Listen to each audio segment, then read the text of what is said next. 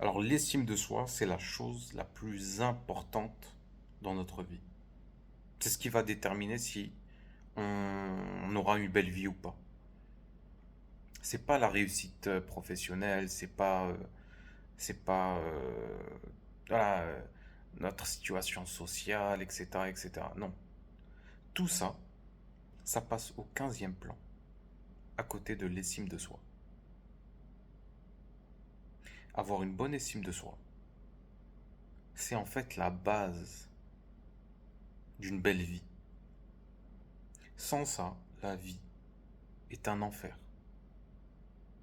Sans ça, on passe nos journées à courir dans tous les sens, à faire plaisir à tout le monde, à s'adapter aux croyances collectives et à s'effacer en tant qu'individu. Donc l'estime de soi, c'est la chose la plus importante. Il faut tout arrêter. S'il n'y a pas ça, s'il n'y a pas cette base, il faut tout arrêter. Ça sert à rien de, de viser, je ne sais pas quel objectif. Ça sert à rien de mener une carrière.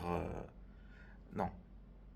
Parce que quand il y a une faible estime de soi, en fait, ça reste. On croit que ça va partir une fois qu'on aura une belle vie, une fois qu'on aura la maison de nos rêves, une fois que qu'on sera marié, une fois qu'on aura des enfants, etc. Mais c'est faux. C'est faux. On vous vend un mirage, mais la faible estime de soi reste à vie. Si on ne fait rien, ça reste. Donc, déjà, qu'est-ce que ça veut dire l'estime de soi? Eh bien, c'est tout simplement une estimation de notre valeur en tant que personne. C'est est-ce que je suis une bonne ou une mauvaise personne? Et en fait, l'estime de soi,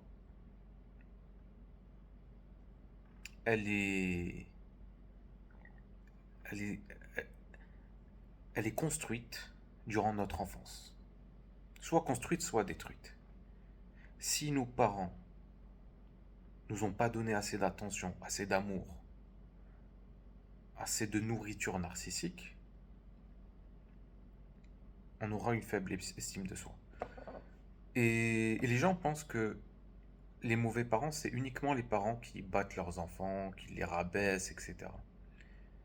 Mais tu peux très bien rabaisser ton enfant en ne faisant rien. Un parent qui est présent physiquement mais absent émotionnellement et mentalement, il fait comprendre à ses enfants qu'ils ne sont pas assez bien pour recevoir son attention. Donc on est beaucoup en fait à avoir tiré ce genre de conclusion de notre relation avec nos parents. Alors nos parents, ils ont leurs propres blessures, ils sont imparfaits, mais voilà, l'estime de soi se construit et se détruit durant l'enfance. Si tu as une faible estime de soi, ce n'est pas grave. Ça peut s'arranger. Alors ce qu'il faut comprendre, c'est que l'estime de soi, c'est une spéculation. C'est pas une réalité absolue. C'est-à-dire celui qui se pense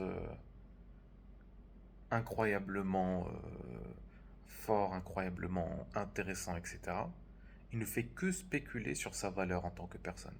Tout comme celui qui se rabaisse tout le temps, qui se sent nul, qui se sent comme une merde. Et nous, ce qu'on veut, c'est se sentir bien. C'est spéculer positivement. Pourquoi? Parce que ça va nous permettre d'avoir une belle vie, une bonne vie, de se réveiller le matin avec des émotions positives, agréables. Et de ne pas voir la vie comme une lutte, comme une guerre contre nous-mêmes. Donc, Si tu te penses nul, c'est qu'il y a des mensonges qui te font croire que tu es nul. Il y a des croyances profondes qui te font croire que tu es nul. Alors, avant de détruire ces croyances-là, il faut d'abord les reconnaître. Il faut conscientiser ces croyances-là et les pensées qui en découlent. On croit souvent que c'est nous qui créons les pensées, mais non, en fait les pensées, elles viennent, comme ça, elles apparaissent. C'est comme des nuages. Tu n'es pas responsable des pensées qui te traversent l'esprit. Mais il faut savoir quelles sont ces pensées-là. Et le meilleur moyen de conscientiser tout ça, c'est d'aller à la rencontre de l'autre. L'autre est un miroir de notre psyché.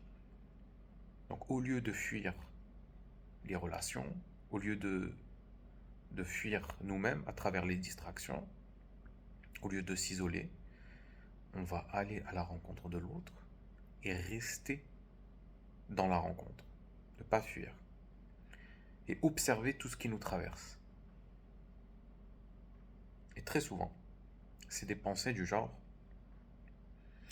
ah, mais l'autre est meilleur que toi. Ah, mais regarde, l'autre est plus intéressant que toi. L'autre a plus de choses à dire que toi. Tu n'es pas assez bon. Tu ne mérites pas d'être aimé. Tu ne mérites pas de recevoir l'attention, donc tais-toi. Ce genre de choses. Conscientise ça. Écris dans un journal s'il le faut. Mais le but, en fait, c'est d'attraper ces pensées-là dès qu'elles apparaissent et de prendre du recul avec. Ne pas s'identifier avec ça, avec cette voix intérieure. Maintenant, la voix, elle est constamment là, d'accord? Mais pour la changer, il faut d'abord l'observer, la conscientiser. D'accord, j'ai ce genre de pensée. Ce n'est pas la réalité, mais c'est ce qui me traverse.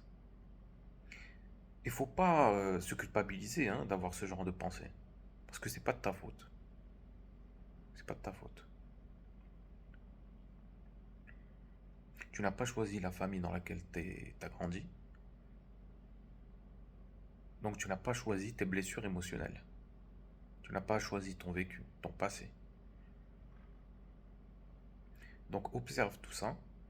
Observe-toi comme, comme un rat de laboratoire et, et prends note de toutes les pensées, de toutes les croyances qui sont là, en toi. Donc ça, c'est la première étape. C'est vraiment conscientiser tout, tout le process, tous les schémas qui te font croire que tu n'as pas de valeur. Et puis, une fois que tu as fait ça, maintenant, il est temps de créer un nouveau soi, un nouveau persona. Alors le persona, il a été formé par les expériences, par les traumas, etc., etc. Donc toi, pour l'instant, ton persona, il se sent nul. Mais une fois que tu as fait le travail de conscientisation, là, qu'est-ce qu'il faut faire? Il faut créer un nouveau persona qui se sent mieux, qui se sent, qui se sent, qui sent qu'il a de la valeur. Alors comment on fait? Eh bien, les coachs en développement personnel, genre, ils vont te dire ouais, il faut que tu réussisses, il faut que tu aies une preuve que tu es une bonne personne, il faut que tu montes ton entreprise, que tu... Tout ça, c'est du bullshit. T'as pas besoin de tout ça. Ce dont tu as besoin, c'est de, c'est de réécrire la voix intérieure. Comment on fait? Avec des affirmations. Des affirmations positives. Du genre, je mérite le respect. Je n'ai pas besoin de réussir pour avoir de la valeur. Ma valeur ne peut pas être diminuée. Rien ni personne ne peut diminuer ma valeur. Ça, ce sont des affirmations qui sont réelles. Tout le monde mérite le respect et tout le monde a de la valeur. Tout le monde a le droit de, de parler, d'être au centre de l'attention. Donc répète-toi ces affirmations, d'accord? Et ressens-les au niveau du corps. Parce que te les dire mentalement ne suffit pas, il faut vraiment que tu ressentes ça dans ton corps. Donc mets une petite musique douce et rentre en connexion avec ton corps. Et vois ce que ça fait. Et répète ça, jour après jour.